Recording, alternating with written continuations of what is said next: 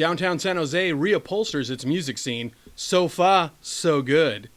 The Simpsons hit a new creative peak 7 years ago.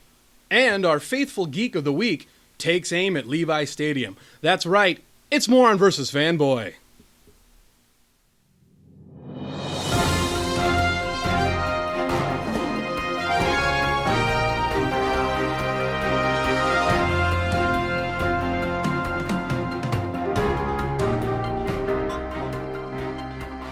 Welcome back, everybody, to a new episode of Moron vs. Fanboy. I know some of you that have been watching us over the summer have been, what is up with these repeats? We're sorry. We're back from the summer hiatus in the fall. Is it technically fall yet, Derek?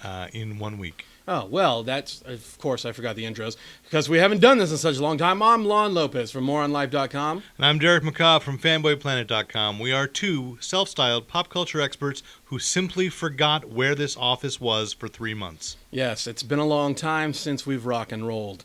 But we've got a lot to talk about tonight. Also joining us is our segment producer, Dave McGuire, or as fans at home like to call him, Naive Dave. How's it going, Dave? Hi. Doing all right over there? I'm doing great. All right, don't blow it like we have already done it. So anyways... Dave's a professional. He'll be fine. He is a pro. And, of course, Rudy Loida working the boards. We don't have a camera on him, but it's just because he's camera shy. Trust us, ladies, he's hot. He's sexy. Anyway, so before we get started with our normal procedures, it's been a while, Derek. Yeah, what is normal anymore? Yeah, exactly. But a couple things we want to start the show off with is since we've been gone, there's been a lot of updates to stuff we've reported on before. Absolutely, yeah. And the first thing you actually brought to my attention, we did a big episode, I don't know, episode 12 or 13, I'm not sure, about the breaking up of California into 6 states. You have an update on that. Yes, it turns out that the effort to put that on the ballot, to take it to the voters, to see if we indeed wanted to vote against our own self-interests, failed because the petition to put it on the ballot was...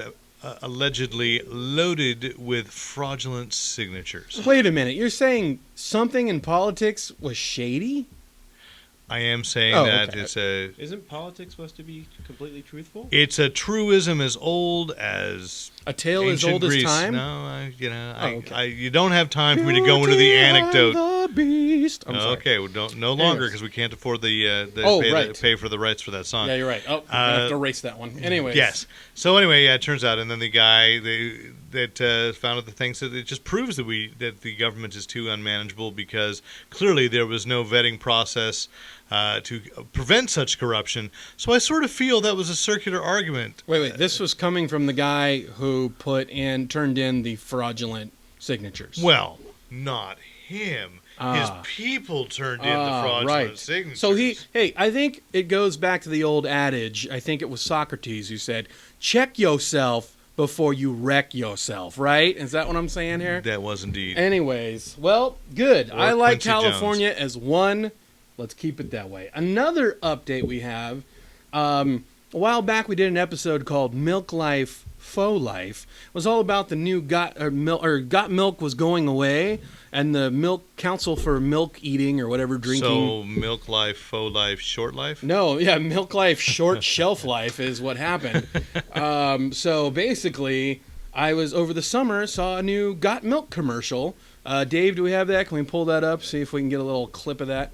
I'm watching the TV, and there's a woman at the supermarket, and she's taking her daughter through the thing, and all of a sudden, they're throwing milk in the cart and everything else, and it's here it is. So she meets her future self, and then she starts drinking milk, and all of a sudden, she turns into a super track star, and now she's running with a baton. She's getting a javelin and all this other cool stuff, and she's a winner. She's a winner now. That is, by the way, the longest dairy case I have ever seen. And now watch the end. Grabbing the milk and... Got milk? Wait a second, Milk Council. You have let us down because... Show them your Got Milk or your Milk Life t-shirt. Didn't you print up a whole bunch of those? It's okay. Anyways... We were sold on this Milk Life thing. You let us down. You knew it was a failure. We told you it was a failure. and now you're already back to Got We Milk. broke it here first. We said did. it wasn't going to work, and what happened? It didn't work. So Jinx, yeah. buy me a chocolate milk. Buy me a Milk Life. Anyways. Topical. But yeah, and then the last of the updates, I'll let you expand on this, but we also did an episode where we talked about, what was it? They did trials on mice. There was a scientific experiment that proved that injecting young mouse blood into old mice actually sort of halted the aging process. Wasn't that, weren't we chanting that night like mice blood or Yeah, something we were, like mouse blood. And the thing is, I do want to say that also Saturday Night Live, like a week later, did a similar joke in which they mentioned that, of course, Madonna then ordered several young mice, and so she took it the next step. But as it turned out, locally here in Stanford, there's going to start trials on injecting young blood donors or the donations from young donors into Alzheimer's patients to see if that can reverse the flow of Alzheimer's, which I am all for. Finding a treatment for Alzheimer's, certainly it's a devastating disease, so I don't want to make light of that. But it can fix other things too, right? On the other hand, it probably can. Hey, Dave. Yeah. Dave, tap that vein a little harder. Yeah. Because you're the youngest one in the You're room. the youngest one here. But wasn't that the plot to Deep Blue Sea? Deep Blue Sea with the sharks? Yes, right. It's a similar situation. I never You're watched thinking that the movie. Michael Bay film The Island. We're just raising you for spare parts, Dave. Yeah. Oh. So- Mm-hmm. I see. Yeah. The wonder why. I have So anyway, it is, as we predicted, vampirism is coming to Palo Alto. So instead of mouse blood, it's going to be Dave blood. But anyways. Dave blood you for would be life. lucky to have me in you. Dave, I want to suck your blood. What? I Anyways. got nothing on that. Anyway. So since we have been away from you, a lot has changed in the world, and we're here to set it right again. Thank you.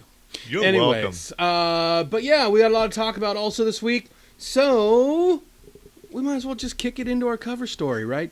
Right, my man? You got it. All right, let's hit it.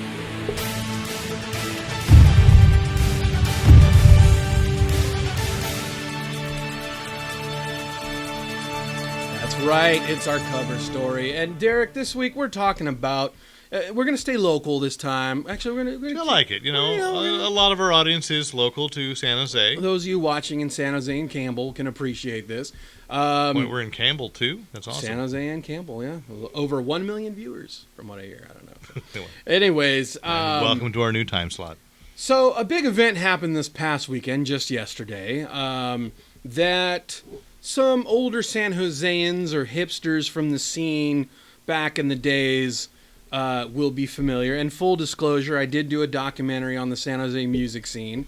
I narrated that documentary. You narrated that documentary. I was, as a musician as well, in the San Jose music scene. So this last Sunday, and actually, before we go into what happened yesterday, let's talk about what came before. So previously, in the late 80s through the 90s... You're talking about the SoFA Festival, I'm right? talking about just the San Jose music scene in general. But yes, the SoFA Street Fair... wait, hold up on the new footage, guys. Hold up on that for a second. I'm sorry. The old school... Basically what happened was South First Street was old and decrepit and porno district, and it was really bad. So city brought music and art and performers in and changed the city around into kind of a thriving hub for art, music, everything else. Well, it was a great festival. I performed with Comedy Sports there in the late 80s and early 90s. And in the beginning, too, it was not just a music festival, it was performing arts as well. Right, because, yeah, I would say that. Obviously, though Comedy Sports does occasionally dabble in music, we're not like a band or anything. We're an improvisational group. Right. So we were at several stages, many of the local theaters. The reality is that it's now expanded. There are several different kinds of festivals that come in. This would have been, I guess, to alternate years now with the 01 Festival. Well, yeah, there have been many things that have come after. But this was the one, and I want to give a shout out to, I think, the organizer, Phil Maresca, who was like one of the real architects of this, and along with the restaurant district there on SoFA, people trying to bring life. Because you're right. I still run into people who say downtown San Jose, it's a little sketchy because they're remembering things their parents told them in the 70s and early 80s when all you had was Camera One, kind of was this lone thing, and then that was the only movie theater you could talk about going to. But let's also move forward in the sense that yes. The SoFA Fest was a huge success the first few years it was there because it combined performing arts with live music and art, with DJs, there was everything. There were visual art arts galleries as well, were everything, open. yes. But unfortunately, after a few years of success, the bad element came in. And you were having troublemakers come down. No, it wasn't. okay. But the thing about the SoFA Street Fair is that it was an open, free, all-ages festival. Now, you had to be of a certain age to go into the different bars and stuff to do that. But on the actual street itself, you could do that. And once you have something free in downtown San Jose, the originators will go and support it and everything else. But then eventually it opens up to, a bad element can come in as well. That's what happened to Music in the Park. Some of the other free festivals, like even the Jazz Fest. I mean, before that used to be free. You could just walk up and do whatever. Now they're putting gates around it and then charging covers and everything else. I didn't know that. I was out of town during the Jazz Festival, but I heard it was great. So San Jose has tried many different ways to control that element from coming in or, and whatever. But the demise of the original SoFA Street Fair was just because it was getting too hard to maintain with just, not the true, let's say, lovers of the music and the scene and the art were coming into that. Now, I don't have the exact dates. Maybe Dave can look it up later. But basically, SoFA stopped. It was canceled for a long time. Mm-hmm. I believe it was maybe early 2000s or when that happened. Now, come to yesterday, last Sunday, the SoFA Street Fair has returned thanks to Phil Maresca, Gary Avila, and also Jimmy Arsenault were some of the main talent bookers. And they have brought the SoFA, they were calling it SoFA Street Fair Reupholstered for 2014. So they have brought the festival back. And now, Dave, if you want to cue the newer footage, this is footage we shot yesterday at the festival. So they have basically brought the all-ages music. And this reupholster is more just strictly music. There wasn't any performing arts or whatever, which I would have liked to see, but... hey, when you're bringing something back, you got to just kind of go with what I'll be honest, Lon. The thing is, when you've got music going on, it's really hard to be another group, like at the other end of the street with the rock going on. That's true. But the great thing is... And just to say that I saw Seven Stars Bar and Grill, one of my favorite places to go. So, yeah, they had different vendors. These were all clips of bands inside the different clubs. I think that's Talkie Tina. This was at the South First Billiard. So, basically, as a customer or as a fair goer, you can walk up and down the street. It was from San Salvador to I believe like Williams or Reed, and you can kind of walk into different clubs. You can see bands playing. This was like a heavy metal group. I think they were called Mudface, rocking out at the old Cactus Club, which is now a Latin dance club called Beso, I think now. But it was really an amazing event yesterday because there was over 50-something performers, ranging from, rap to metal to this was like a funky reggae band called 880 South. And they're all just everybody was just back from the old school, San Jose music scene. So it was a really well attended too. And I can tell. Yeah, and this is the Trims here playing. But yeah, 2 stages on bookending each side of the street. Outdoor festival, beautiful day. And it was just a great event. There's the Quilt Museum behind them. Yeah, that was over there. I think Metro's down the street. It looks as though it ended in September 2001 was the original. Okay, so the 2001 was the last time they had it. So it's been 13 years since South First Street has seen a fair like this. Now, one of the great things I noticed about it yesterday was that I recognized a ton of people from the scene that were back there, and they were all bringing their kids, and they were introducing their teenagers or their preteens to, hey, this is where your pops or your mom kind of came up and learned, kind of loved this city, and we loved it with music, and Well, the thing is, and you and I have been involved with this. Again, downtown San Jose is great. We're up to our necks in fantastic artists of all kinds. There are great galleries. great theater places. I mean, that's more my thing than yours, but they're great theaters, and then great music. And it's a city that people should. I love seeing that this happens. That people are coming down. And the thing is, though, this is also a different representation of what San Jose does, because you come down to downtown San Jose now on a Friday or Saturday night, there isn't this warm kind of option of music. It's nightclubs and ultra lounges and people, troublemakers. You know what I mean? Not to sound like an old man, but Well, and this, you are old. No, you're right. It's troublemakers. They're troublemakers. But being at this event yesterday, the vibe was super chill. Everybody was having fun. Nobody giving anybody else a hard time. By the way, Lon Lopez making himself sound young by saying super chill. Super chill. Yeah. It was chillaxed. You look 17 again to me. Oh, thanks. That was good. Yeah. This is the famous San Jose band Salmon playing there. But just look at everybody. Good turnout. By the end of the day, the whole street was just full of people. Headliners Fishbone. Oh, man, I love Fishbone. I didn't know that. Yeah, unfortunately, my camera battery died before I could get any footage. Sorry. But I was out of town. I would have enjoyed this seeing is them. Disorderly Conduct. They played the Old Cactus Club. They did really well. They rocked it. So, yeah, overall, it was a really great event. Super well attended. I would definitely call it a success. Everyone's hoping it comes back next year. That's Greg Camp, founder of Smash Mouth, playing with his band, the Maids of Honor, who rock, by the way. That's cool. Lex from Survivor over there.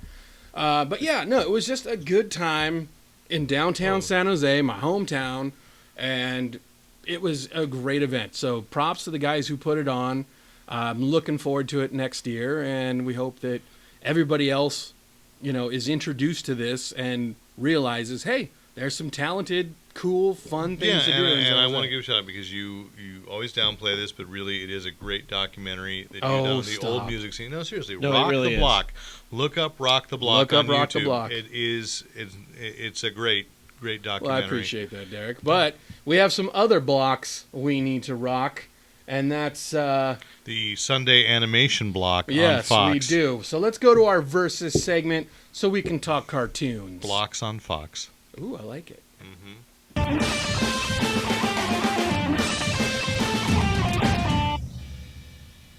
Blocks in your face. Anyways, what? So this coming fall season is upon us, Derek. Yes, we talk about summer ending and fall starting, and that means new TV shows, new series, new seasons, I should say. And I'm very excited. There's, fantastic superhero shows coming that I probably won't have time to watch, but I want to. Have you caught up on Arrow yet? No. You've got to catch up I know on I do. Arrow. I know I do. Netflix just put it in a rush. Oh. Like they're going to load Arrow season 2. Because people want to binge before the new one starts. Yep, exactly. And so I got to do that. That would be smart for you. It Either would way, be. though, one season, or actually one show's coming back season that is very anticipated, everybody's looking forward to, is actually a combination of two shows. Or one show's visiting one, or one's visiting the other. I don't know. That's what's happening. But there's a big, what we call in the comic world, a crossover event is coming to Fox. And Derek, you want to set it up? The Simpsons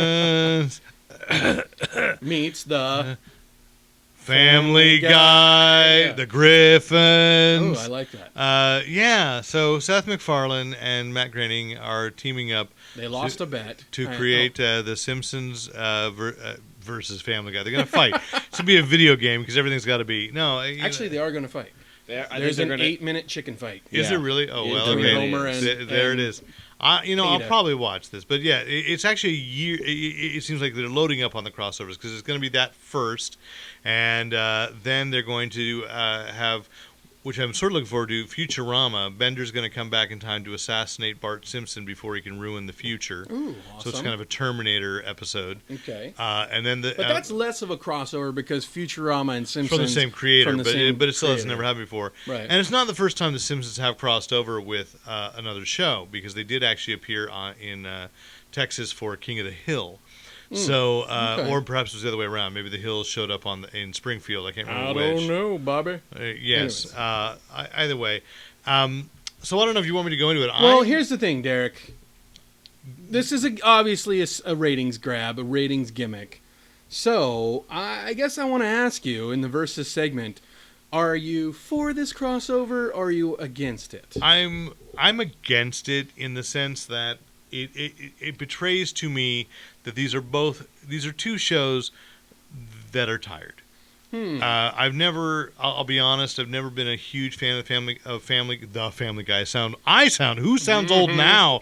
The Family Guy. I went down and First you take the 101. I picked up the DVDs at the Walmart of Family Guy, the season 3. What's a DVD? Oh, shut up. You didn't get the DVD? I got the Blu-ray, all right?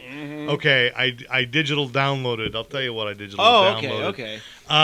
So anyway, though I'm a fan of Seth MacFarlane, I really am. I really come to appreciate. But you don't want to that see talented man. these two popular animated families meet in the cartoon tradition of crossover. Exactly that, because a crossover means this is the sunset of the show. You're Not out of ideas. necessarily. The Flintstones meet remember the Jetsons. the Flintstones met the Jetsons. And it was a horrible. Scooby-Doo and Batman even teamed up. I mean, a couple of times. And that was fantastic. And Scooby-Doo just met the WWE. Yeah, so it's an and animation really, who cares? tradition for cartoon families to team up. Because it makes sense. Why? It because makes you have dollars and cents. You have That's a what child that you don't want to spend time with, and you want to put them. You in front bite of your a, tongue. You want to put them in front of a TV for an hour. Okay, first of all, if you're putting your child in front of the TV for Family Guy, he's a teen, preteen. Oh, is there a child I don't know about? All right, it's my brother. All these years, he's older than you are. He loves the Family Guy. So, anyway, honestly, I think it's great. I think being I'll watch it. Being a Family Guy, I'm a fan of both. I haven't watched The Simpsons in probably 10 years because I figured they said all they needed to say. But and even Family Guy I haven't watched in a couple years. But I think it's a cool thing. I like both. I'm interested to see what those two funny brains of Groening and McFarlane will come up with.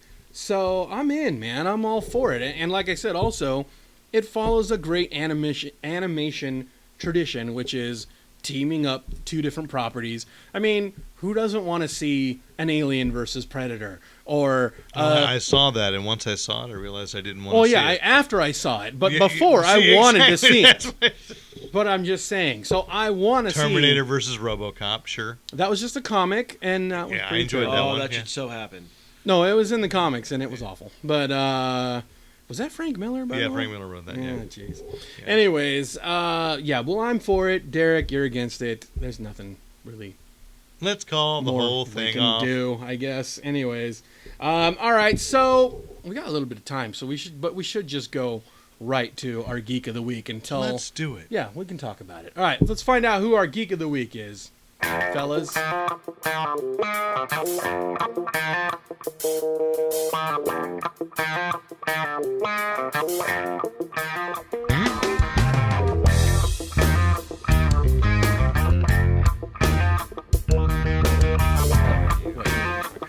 Anyway, our Geek of the Week this week is somebody you'd probably recognize. And he's also has a local tie, a local connection to the area. And it's fitting this week that he is our geek because it was actually his words that kicked off the inauguration. I've been a fan of his since National Lampoon's School Trip. What? Yeah. Wasn't that Devin Sawa? Oh, no. I think it's confused us. No, they are. I don't know. I Yeah. think it was Jeremy. No, We'll have to check that. Yeah. Dave might have to IMDb that. But our Geek of the Week this week kicked off and this is local news for us too as well. Yes. We're staying local. Levi Stadium, the 49ers stadium, launched their inaugural first home game. I have worn their jeans. Yeah, and I think we all have. Except Travis. He's a year too late. But anyways. Wow. That was for the oldies. Oh, thanks. Our Geek of the Week this week is Jeremy Renner, Marvel Avengers Hawkeye. Oh, just look at that. He just comes out. He's all dressed in his Hawkeye uniform. Well, I think it's either that or Hawkeye was bought by the San Francisco 49ers. Yeah, it's his Hawkeye Niner uniform, I guess. Yeah. But to kick off the launching of the stadium, Mr. Renner does some nice, explanation of Was that him? That's him. National yeah. Lampoon's Senior Trip. Oh, I'm sorry, I love did that have movie. the wrong. That was a good movie. Title, but yes. So he does this nice little package they put together talking about, basically explaining the franchise. And he also kind of goes into the whole, the fans of the 49ers are referred to as the Faithful, 49er Faithful. Oh, look at this shot, Derek. I want you to look at this. So he moves, from standing to a sitting position. So I'm guessing he's actually sitting in Levi Stadium seats. Now, Renner isn't really a big man. No, he's not. Look how huge he looks in these seats. So they must be tiny little seats. It's not this shot, but right here, look. Look how small look how huge he looks. On top of one. No, I think he's in this. No, I think he's sitting. Yeah. So if you paid thousands of dollars for your seats, I suspect that's shot. That was like That's a miniature. camera trickery. is That's it camera okay? trickery. Well, if you've actually been to the stadium and had your butt in one of the seats, maybe you can write us and tell us if they are roomy and big, Yeah, none of us have been there. or have we? small and. I do know some people that pequeño. have gone, so perhaps. Yeah. But so a nice little package got put here together, and I'm not really a huge Niner fan, but I know we got a huge Niner fan base in the Bay Area. And it was real. Dave, are you a Niner fan? Yeah. Oh well. Yeah. So how did you feel about Hawkeye introducing the Niners? I think it's a total ratings grab, but I'm okay with it. Yeah. I'm a big Niners fan. I mean, I really haven't watched since Mighty Joe Young was the quarterback. The gorilla? Yes. Oh, okay. You I'm mean sorry, Joe Steve- Montana? I meant Steve Young, but Oh, okay. okay. Yeah, either way. No, All right. anyway. But I do think it's fitting though. Jeremy Renner is from Modesto. Yes. So he is kind of. That's not really Bay Area, but It's close enough. Close Please, enough. in Modesto, they all wanted to come to the Bay Area. right so, for sure. So one of Modesto's great, there's something about Modesto that actually breeds like sci-fi fandom because George Lucas is from Modesto. well, you had to dream to get out of there. James Wow. Marsters, who sometimes was that didn't Spike work. on Buffy and Angel, Mhm. and Jeremy Renner. So three people who do really well on the convention circuit all came Oh from yeah, Modesto. for sure. Yeah, George Lucas is all about that. And convention Carol circuit. Channing lives there now. Wait, she's still alive? She is. She's God coming. bless She's her. coming to the Curran. God bless She's her. doing a one-woman show. I love it when she does lamb chop. So, anyways, totally wrong on that one. She's not that's not lamb chop? Oh, okay. Nobody No. knows who you're talking about. They do, Okay, Lon. They thank do. Well, It was if- uncanny. If they do, they're falling asleep right now. Anyways, That's not true. That's- No one can sleep with this voice going on in their heads. they now have nightmares. Anyways, that's just about all the time we have this week. We wanna- Well, aren't you grateful? and where's your sock on your hand? Anyways. That's Sherry Lewis. Oh, right. From Rilo Kiley. Anyways, Yes. that's Jenny Lewis for our younger viewers. Whatever.